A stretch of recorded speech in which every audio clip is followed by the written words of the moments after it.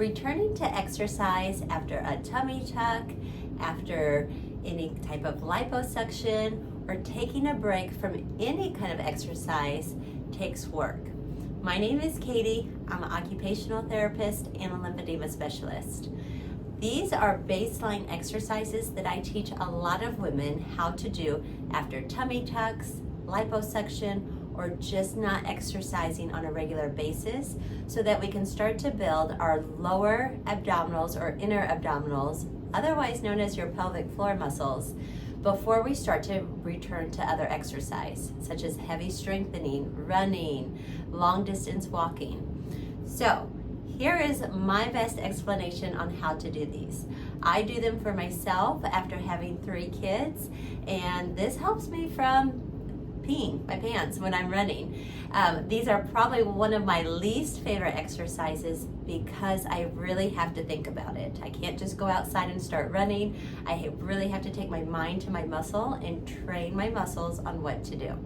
So you're going to lay flat to start with your knees bent and your glutes relaxed.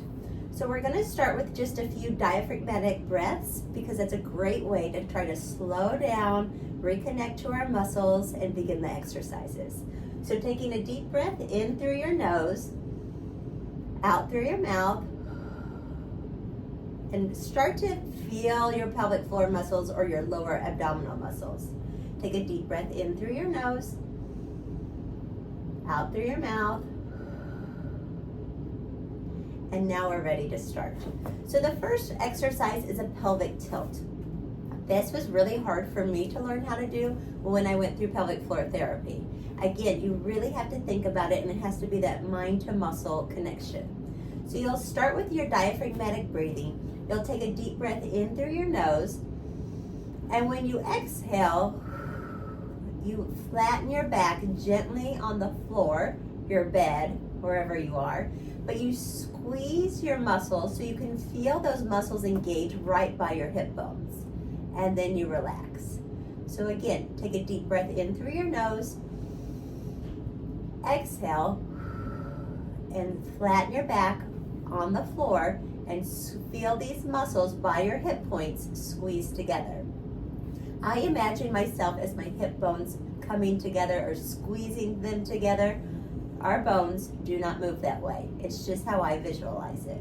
So again, take your hand on your belly. You can either also put your other hand underneath your back. Take a deep breath in and exhale and flatten your back and feel these lower muscles engage, squeezing those hips together. So 2 sets of 10 would be a great way to start off.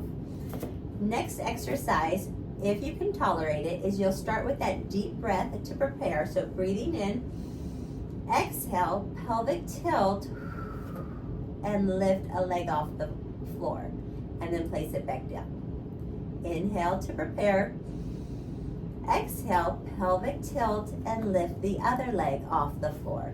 My hands stay on my hip bones or my tummy, making sure I'm not rocking side to side, I'm not doming my core abdominal muscles, and that I feel these muscles by my hip bones engage. So inhale to prepare, exhale, lift one leg up, and then back down. Inhale to prepare, exhale, and back down. So again, it's something that you can't just fly through these exercises. You really have to think about what you're doing, feel the muscles engage, and connect your breathing as well. So you've got breathing, muscle contraction, mind to muscle, making sure your abdominal muscles aren't doming or lifting. That's a huge part of how people are doing exercises wrong. People are crunching and they're pushing their abdominal muscles forward. Well, that's not really how to get your abdominal muscles to flatten and level out.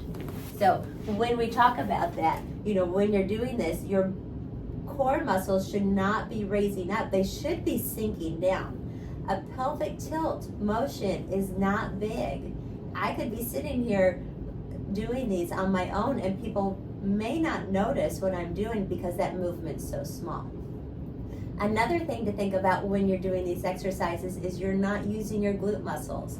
You're using your lower abdominal or pelvic floor muscles to do these movements.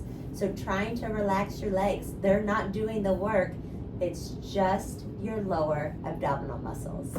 So again, 2 sets of 10 is a great place to start with all of these exercises, making sure that you have good form. Do not progress yourself if you're not, because you're just going to set yourself further back.